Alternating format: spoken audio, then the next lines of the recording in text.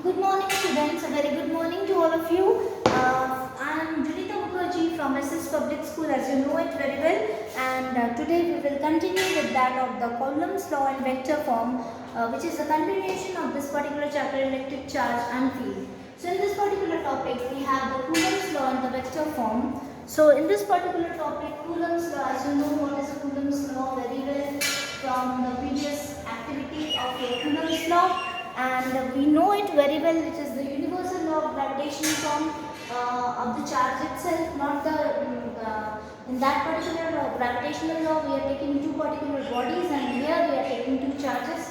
So consider we are taking again the two charges in the vector form itself. So vector is in which has the direction and the magnitude itself, both are there, both the things are there. Consider the two like charges. Here we are taking to q1 and q2, and from force from the point q1 to q2 towards q2, and the force from q2 to q1 we are considering here. Okay, so and the barometric distance are apart from each other. They are at a distance of r apart. According to the Coulomb's law, we will have the force given by the value 1 upon 4 pi epsilon 0 q1 q2 upon r square. Here we are taking the distance here as r square, okay, and q1 q2 as previously we have taken from the Coulomb's law itself, okay. And if we take the vector unit, along the vector unit we will have some particular topic with the vector chapter in the 11th standard. So we are compulsory writing here r21 when it is from the q1 side to the q22.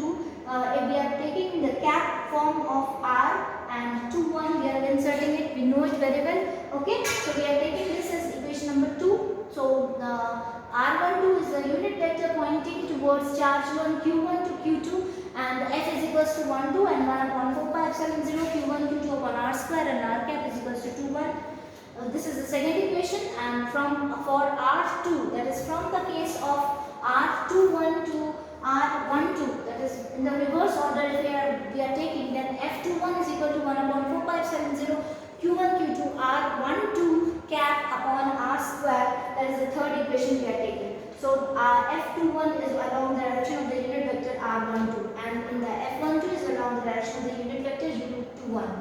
So this we are taking these two values. This is because of this. So r21 cap will be equal to r1 cap of r cap 1 2. Okay.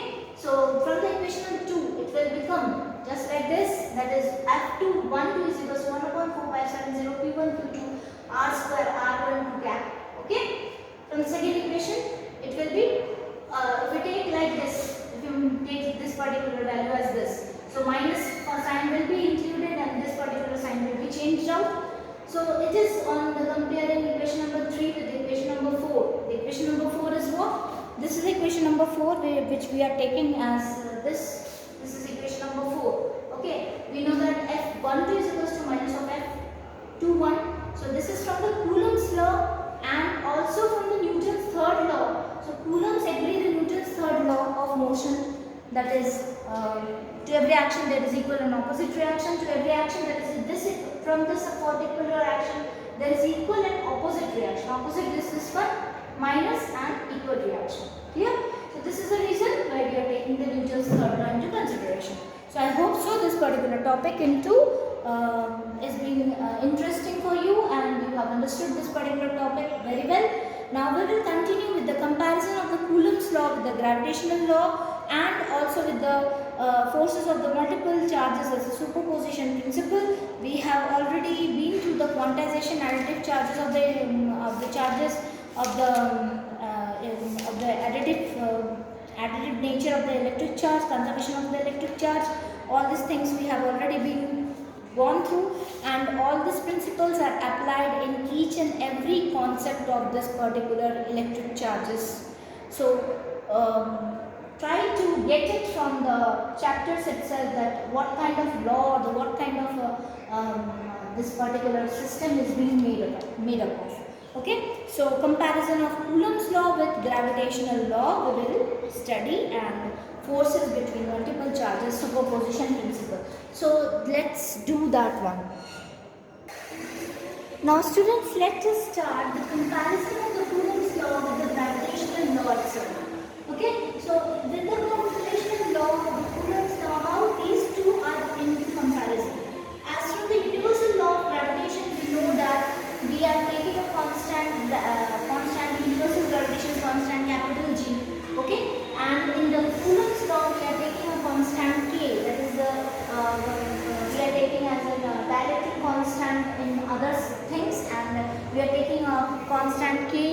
case of this Coulomb's law. Okay, so K is equal to 1/4570. Okay, that is permittivity of the free space. Okay, so we are taking that particular proportional of the universal law of gravitation, that is the universe attracts every object in the universe itself, and the force is directly proportional to the masses of the two objects. Multiplication of the product of the mass of the two masses of the two objects and the square of the distance between them. That has already been given here. That is, both Coulombs and Newtons follow the same inverse square law. According to the Newton's universal law of gravitation, every object in the universe attracts each other body with a force which is directly proportional to the square of the distance between them. So F is given as equal to G m1 m2 upon r square. So it has been discussed earlier that from the Coulomb's law, F is equals to K into Q1 Q2 upon r square. Okay, we know this particular constant K we are taking, and here we are taking a gravitational constant G. Okay, so the electric force is much stronger than the gravitational constant, and for each force between the two electrons, that is Fe, if we are taking, this is equal to 10 to the power 39 Fg itself. Okay, so this is the particular relationship between the universal law of gravitation constant and the electrostatic force, or the electric force between the two electrons itself. So Fe is equal to 10 to the power 39 Fg. Now force between the multiple charges, or the superposition principle. According to the superposition principle of this particular charge, that is superposition principle, that is multiple charges or forces between multiple charges. If we are taking the point charge n point charges, that is Q1, Q2, Q3 and so on, we are taking this particular into consideration. In discrete number of manner, the charges will interact with each other, and thus there will be charge equal to Q1, Q2, Q3 upon Qn, and there will be forces given by F12, F13, F1n up to F1n times. So according to the principle of superposition, total force of the charge will be equal to F is equals to F1, F2, F3, F1 up to Fn atoms, F1n atoms. Then the distance between them will be given by F12, will be given by R cap R12, as previously we have already done this particular thing. So for Fn atoms we need to define, that is defined by the summation, that is I am going to write down in the board itself. Now let us see this in statement here. According to the superposition principle, force of any charge due to the number of the other charge in the vector sum of all forces of that charge due to the other charge taken at a time, the individual forces are unaffected by due to the presence of other charge.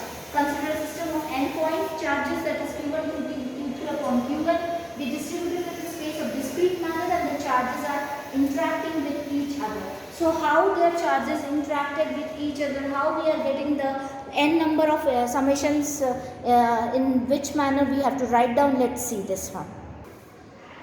Now let us conclude right now.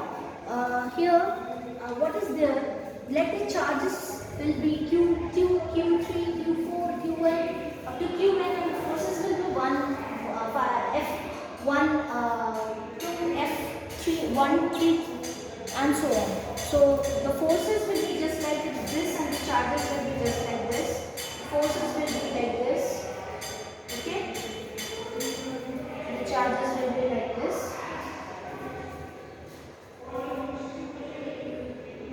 Here it is F13. Okay? F12 and F1n. Okay? And here it will be Q. Okay? So Qn, it will be Q3 and it will be Q1. Sorry, Q2. So because charges we are taking from Q2. Okay, for the Q1 charge. So the Q1 charge, it will be Q2 only here. Okay, so we are taking this into consideration, and the charges will be just like this, the point charges. Okay, just like this. Okay, here it will be R12, R21, R13,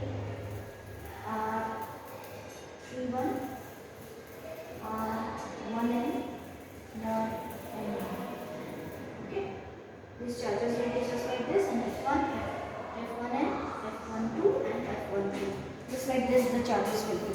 Okay, so here we are considering for the charge Q1 value, the charges will be Q2, Q3 up to Q1, and F forces will be F1 to F13 up to F1n, okay, respectively on the charge Q1. Then according to the principle of the superposition, we know that the simple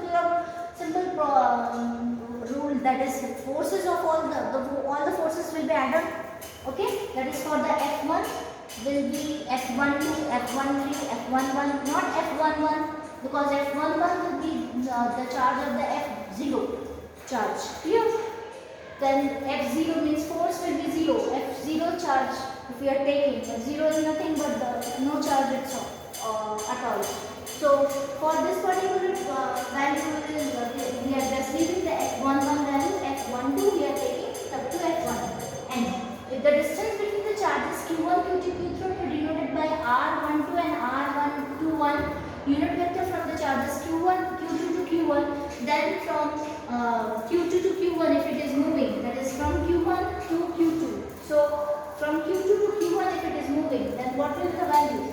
Then F12 will be equal to 1 upon 4 pi epsilon 0 Q1 Q2 upon R21 as we have taken it from the previous section. Similarly, the forces on the charge Q1 due to the other charges will be equal to F13, that is 1 upon 4 pi epsilon 0 Q1 Q2 upon R31 square upon R31 cap, okay.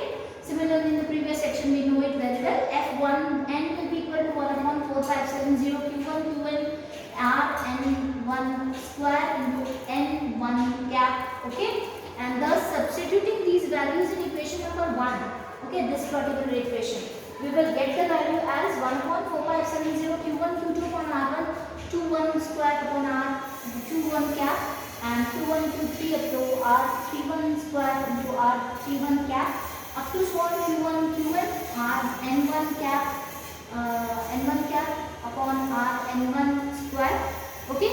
Or we are taking the summation of these all values, okay. So what will be the value? It will be from I2 to N. Why? Because we are taking the charges from Q2. Clear? So this is the reason we are taking I is equal to, I is the value of 2. That is Q2 to QR1I. So R1I or 1I we can take. Okay? 1I we are taking. So force of the first value. Okay? And I will be the charge of the particular value itself. Okay? That is I value will be 2, 1, 2. Okay? So 1 to value will be taken in the summation. So Q1 will be outside and 1 upon 4 pi epsilon 0 summation. This particular part will be there. So Qi R1 RI1 cap upon RI1. Because I1 we are taking. So we have to take R1 cap itself. Okay. So we are taking I1 square. It will be square itself. So I made a mistake, sorry. So it will be I1 square cap. Okay, so it will be just like this, and thus the forces on the charges will be studied due to this particular charge, and thus these forces are here. The forces are given F1n, F13, F12 and R12, R21, R31, R32, R13, R1n, Rn1, and here it is Qn for Q1, Q3 and Q2. Not for Q1, because we are taking it for the Q1 charge only. Clear? So from the Q1 charge, it is going in the reverse, in the other direction. So for that charges, we have got the summation value like this. So I hope so. This particular topic is I made you understand very well. And looking forward for yet another topic in which I will tell you the electrostatic force due to the continuous charge distribution, in which I will tell you the surface charge density, linear charge density and volume charge density, and the electric field and electric field intensity I will tell you in short. And slowly and steadily we will continue this particular chapter and we will move on to the syllabus. Thank you, students. If you have any comment, please